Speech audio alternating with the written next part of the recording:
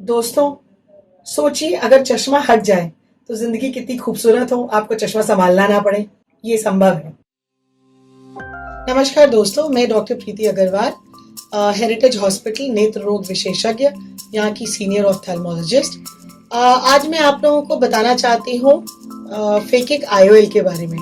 Phakic IOL आजकल सबकी होड़ लगी है कि चश्मा उतारना है, कैसे उतारें, क्या करें।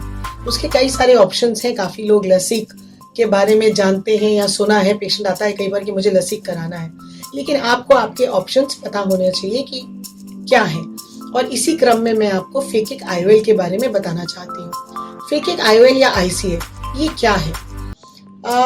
दोस्तों, ये हमारी आंख है। अगर हम इसका कट सेक्शन देखते हैं, ये कट सेक्शन है आंख का, तो ये हमारा नेचुरल लेंस है, ये हमारा कॉर्निया है। जब हम लसीक करते हैं तो इस कॉर्निया को हम एक अलग तरीके से जलाते हैं या बर्न करते हैं रेज द्वारा, जिससे हमें हमारा चश्मा हम हटाते हैं। तो इसको हम हमेशा के लिए थोड़ा सा चेंज कर देते हैं, रीमॉडल कर देते हैं। अब नेक्स्ट अगर हम आते हैं फेकिक आईओएल में, उसमें हम क्या करते हैं? फेकिक आईओएल में हम क्या करते हैं, ये हमारा नेचुरल लेंस है। हम ऑपरेशन से अंदर जाते हैं, हमारे नेचुरल लेंस को कोई छेड़छाड़ नहीं करते।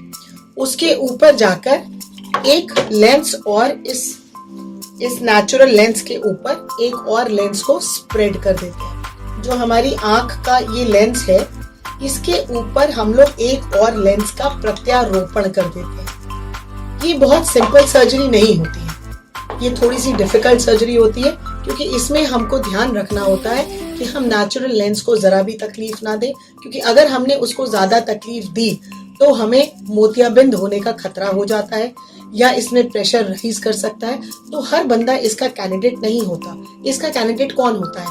इसकी कुछ प्रिलिमिनरी जांचें होती हैं, जिसमें हम देखते हैं कि एसी डेप्थ कैसी है, या उसके कॉर्निया की थिकनेस कैसी है, या उसका ए स्कैन सब कैसा है। अगर हमें उन सब पैरामीटर्स पे वो नॉर्मल दिखते हैं, तब हम ये फेकिक आईओएल सर्जरी प्लान करते हैं। अच्छी बात क्या है कि जैसे कुछ मरीज होते हैं -18, -12, -10, या आपने देखा होगा कि जिन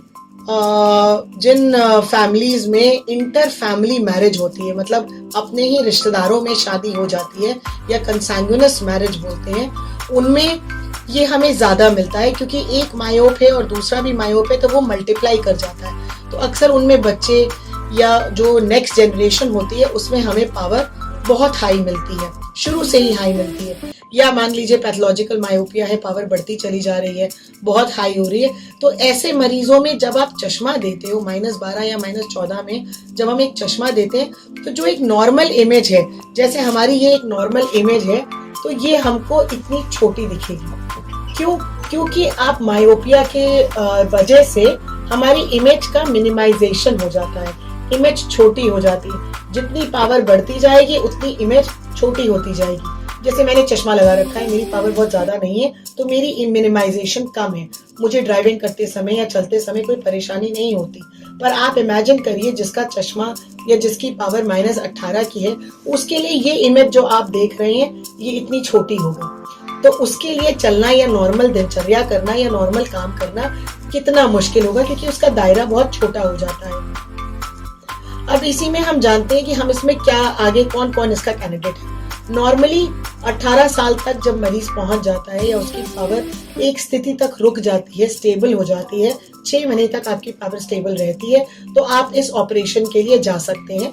लेकिन कुछ एक्सेप्शंस भी होते हैं, जैसे हम लोगों ने कुछ ऐसे एक्सेप्शनल केसेस करे हैं जिसमें हमको जल्दी भी ये सर्जरी करनी पड़ सकती है। उसके बाद हम ये जानते हैं कि इसके लेंसेज किस टाइप के होते हैं। इसके लेंसेज अलग टाइप के होते हैं। ये पूरे एसेप्टिक प्रिकॉशन से ऑपरेशन थिएटर में कहा जाता है। मोतियाबिंद की सर्जरी के लिए जितना हम प्रिकॉशन लेते हैं, वही सेम प्रिकॉशन इस ऑपरेशन में भी लिया जाता है, और पूरे एसेप्टिक तरीके से ये ऑपरेशन करा जाता है। इतना आसान नहीं होता, लेकिन करा जाता है और रिजल्ट दिए जाते हैं। अच्छी बात यह है कि अगले ही दिन से मरीज बिना चश्मे के उसकी जिंदगी ही बदल जाती है, वो बहुत अच्छा देखने लग जाता है। तो अगर आपकी नजर में ऐसा कोई पेशेंट है या कैंडिडेट है, तो एक बार उसको इवैल्यूएशन के लिए जरूर भेजिए, क्योंकि शायद आप उसकी जिंदगी बदल सकते हैं। धन्यवाद।